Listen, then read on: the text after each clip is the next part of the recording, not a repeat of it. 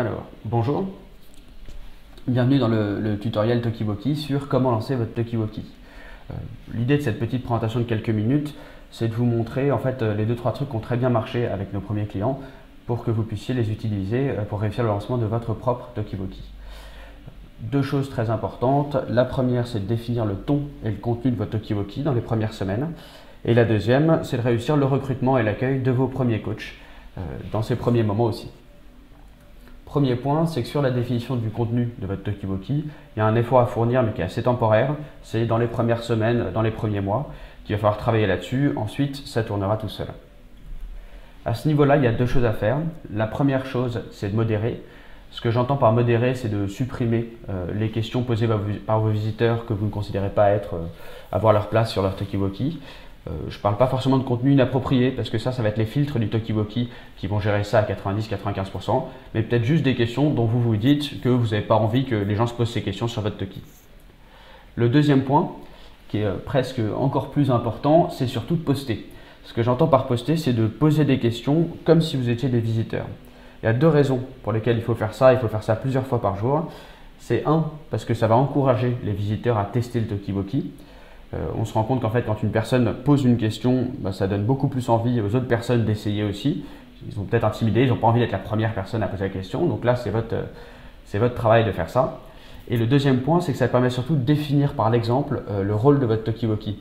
C'est en fait en réfléchissant et en posant des questions qui vous plaisent que vous allez faire en sorte que les visiteurs posent le même genre de questions. Il y a un mécanisme de mimétisme qui fait qu'en fait, les premières questions vont définir le reste du contenu du Tokiwoki.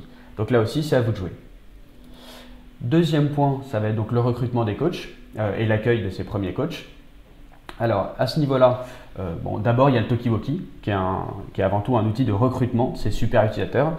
Ce que vous allez réaliser, c'est que dans les premiers jours, les premières semaines du Tokiwoki, à force que les visiteurs discutent entre eux, se posent des questions, vous allez voir émerger ce qu'on appelle des super utilisateurs, ce que nous, personnellement, on appelait des coachs. C'est des gens qui adorent répondre aux questions des autres visiteurs, veulent donner un coup de main et sont passionnés par le domaine dans lequel vous travaillez.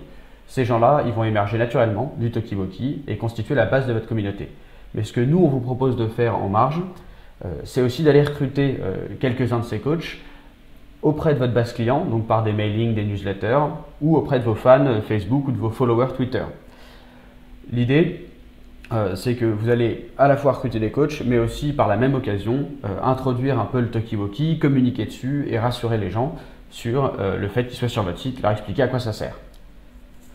Voilà, donc pour résumer, pour réussir le lancement de votre Tokiwoki, il y a 3 choses à faire. Supprimer les messages dont vous ne voulez pas via votre tableau d'administration. La deuxième chose, c'est de poster des messages comme si vous étiez des visiteurs en postant le contenu que vous aimeriez voir sur le Tokiwoki pour définir un peu le rôle du Toki sur votre site.